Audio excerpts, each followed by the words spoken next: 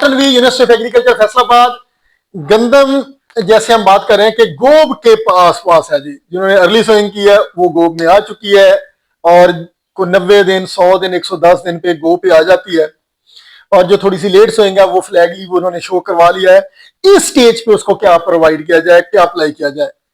असूलन nitrogen phosphorus potash बहुत जरूरी है, हम देते हैं फास्फोरस और पोटाशियम मोबाइल न्यूट्रिएंट बेसल में दिए जाते हैं। माइक्रो न्यूट्रिएंट बहुत जरूरी है टिलरिंग के लिए।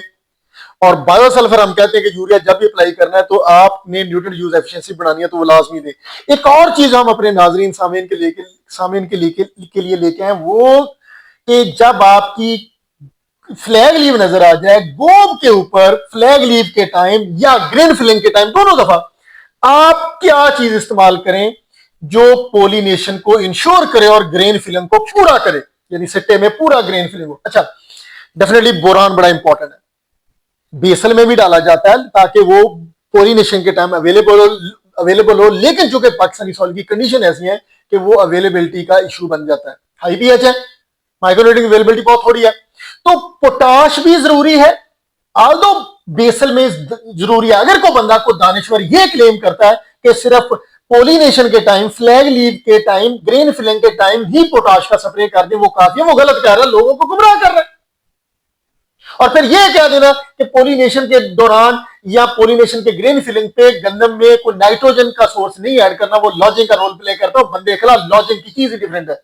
लॉजिंग का तल्लुक नाइट्रोजन से ज्यादा इम्बैलेंस न्यूट्रिएंट से, इम्बैलेंस न्यूट्रिएंट की बात कर रहा हूं कि पोटाश आप सिरे से ऐड ही नहीं कर रहे।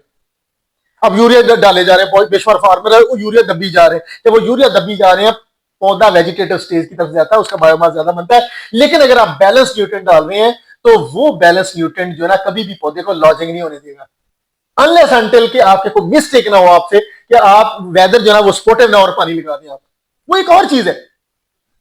अच्छा, अगर सर आपकी जो आबादी का 60-70% जो पॉपुलेशन है वो प्रोटीन गंदम से ले रही है, गंदम में 12% प्रोटीन है, और 20 मिलीग्राम एक बंदे को एक दिन में प्रोटीन चाहिए। एक चपाती में 5 मिलीग्राम प्रोटीन होती है, 5 मिलीग्राम। तो एक बंदा 4 से 5 रोटियां खाएगा, 12% वाली जो गंदम है अच्छी क्वालिटी की, वो उसकी बॉडी की जरूरत पूरी करेगा। अगर कोई दानिश्वर बंदा जो उठ के कहता है कि नहीं जी यूरिया की जरूरत नहीं है, गंदम में एक बोरा काफी है, वो गलत कह रहा है। मैं तो चाहता हूं, ये बेशुमार स्टडीज मौजूद है, जब ग्रेन फिलिंग हो रही हो, एक अच्छा अमाइनो एसिड नाइट्रोजन का सोर्स है, एक अच्छा अमाइनो एसिड का स्प्रे या वेस्ट डिकम्पोजर के साथ यूरिया का स्प्रे आपकी गंदम में प्रोटीन कंटेंट को बढ़ाता है। तो गोब की बात करते हैं, बेशुमार प्रोडक्ट है मार्केट में जो हाई पीएच है, पोटाशियम हाइड्रोक्साइड बेस्ड है, फोलियर सप्लीमेंट में लोगों को बेवकूफ बना रहे हैं। हम हमारी जो 10 साल की रिसर्च है, हमने एक प्रोडक्ट डिजाइन किया है यूनिक्रॉप चार्ज के नाम से। सर आपको पोटाश और बोरान भी चाहिए, लेकिन क्या अगर एन और पी मिल जाए तो क्या होगा, पौधा बूस्ट करेगा। आपको कैल्शियम मैग्नीशियम सल्फर मिल जाए तो क्या होगा, पौधे को ज्यादा रिलीफ मिलेगा पोलिनेशन के दौरान। अगर साथ में अमाइनो एसिड और शुगर्स भी दे दें तो अखीर हो जाएगा। ये प्रोडक्ट जो ना हमारे पास, ये शुगर्स कंटेंट हम इसमें ऐड करते हैं। ट्री हेलोज शुगर, टेरी हेलोज शुगर, ये जापान से इंपोर्टेड है, हमारे साथ कोलैबोरेटिव है, बहुत इकोनॉमिकल है। ये हर तरह की स्ट्रेस से पौधे को बचाता है कि टेम्परेचर का बढ़ना, जैसे हम डरे हुए हैं कि पोलिनेशन के दौरान को टेम्परेचर बढ़ ना जाए, पोलन डैमेज ना हो जाए, इशू ना बन जाए। तो ये हमारा एक प्रोडक्ट है यूनिक्रॉप चार्ज के नाम से। 1 किलो स्प्रे करवाते हैं जिसमें nitrogen phosphorus, calcium magnesium, sulphur, amino acid, टेरी हेलोज शुगर और सबसे कमाल पोटाश और बोरान डोमिनेंट है। ये पोटाश और बोरान की कमी नहीं आने देगा।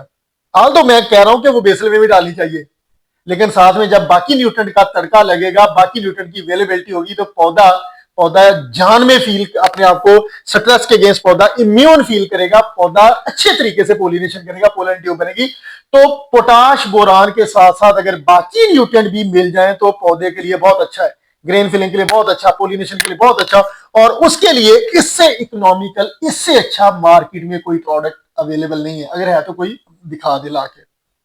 बहुत इकोनॉमिकल, सारा ही कुछ अवेलेबल, ऑल इन वन, के न्यूट्रिएंट के साथ अमाइनो एसिड शुगर्स भी और आपकी पोलिनेशन के लिए पोटाश और बोरान भी, और वाफर मकदार में, और कॉस्ट सबसे इफेक्टिव। तो ये इंशाल्लाह फार्मर हजरात जो है ना इसको अप्लाई करें। रिसर्च बेस्ड है, कोई लोट मचार नहीं है, रिसर्च बेस्ड है, और फार्मर इसको यूज करें और गारंटी के साथ इंशाल्लाह वो ये प्रोडक्ट उनको पे बैक करेगा। 100% पोलिनेशन होगी, पौधे में स्ट्रेस नहीं आएगी, क्योंकि माइनो एसिड है, पौधे में स्ट्रेस नहीं है क्योंकि इसमें टेरिलोज शुगर है, और पौधे में प्रोटीन कंटेंट बेहतरीन हो गया क्योंकि इसमें नाइट्रोजन है। पौधा एनर्जी, पोलिनेशन के दौरान एनर्जी चाहिए क्योंकि इसमें फास्फोरस भी मौजूद है, और स्टेम स्टिफनेस लॉजिंग भी होगी, इसमें कैल्शियम मैग्नीशियम भी मौजूद है। Thank you.